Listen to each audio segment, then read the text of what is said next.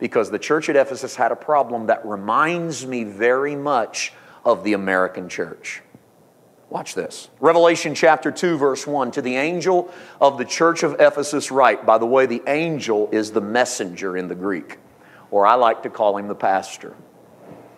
To the angel of the church of Ephesus write, these things says he, capital H, that's Jesus. We learned that at the end of chapter 1 if we'd had time for the context. Who holds the 7 stars in his right hand. The stars, according to the previous chapter, are the pastors or the messengers.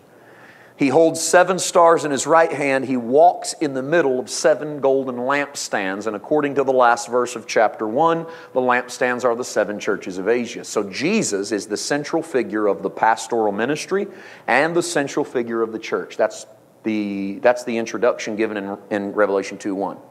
Here comes the meat, verse 2.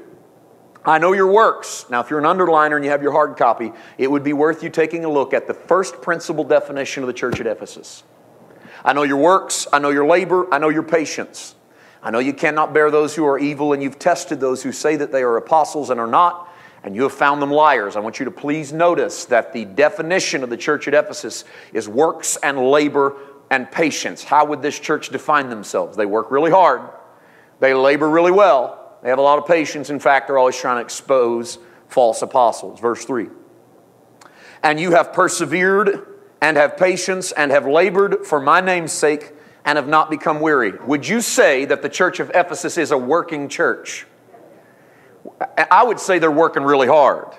Because in verses 2 and 3, they've been talked about their works. In fact, their first definitions was works, labor, and patience, which means you're working really hard, you're laboring really hard, you're being patient with all those that aren't working really hard and laboring really hard. You've been waiting on all of these good things to come your way. You've persevered. He says patience again. You've labored for my name's sake. He says labored again. This is the second time in 2 verses that they've been laboring. And you've not become weary. Verse 4. Nevertheless, I have this against you. Here's your problem. You have left your first love. You haven't lost your first love because you've been sinning like crazy. That's how this message gets contorted a lot of times. Preachers will get up and say, I'm here today to tell you you've left your first love because you've been out here with the whore of the world. And man, all kinds of weird stuff starts coming out that wasn't even in the text. This church is working, laboring, and patient. They've been exposing false apostles, guys that have been trying to show you another way. But he has something against them. Now watch the correlation. Never forget the beauty, the intelligence of your writer and the beauty of their literature. And sometimes in order to develop doctrine, we take verses out of their context, prop them up, and build whole churches out of them. We're dangerously running the risk of adding and taking away from the prophetic revelation. Look at verse 4. You left your, watch this word, first love. Your author is setting you up for a comparison. Okay? You left your first love. Verse 5.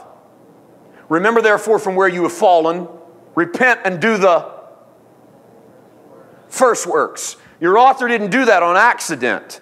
You left your first love. I want you to go back and do your first works. Now, if we're making a correlation, I know we haven't even read the rest of that 5th verse. We'll get there. If we're making a correlation just based on what the author tells us, no theological insight, what would you think their first works were? Their first love. What did they leave? Their first love. What were they doing? They were working, they were laboring, they were patient, and they were laboring. We read all that together in verses 2 and 3. And then in verse 4 he goes, but I still got a problem with you because you left your first love. No mention of works. You left your first love. You left the first thing that you fell in love with.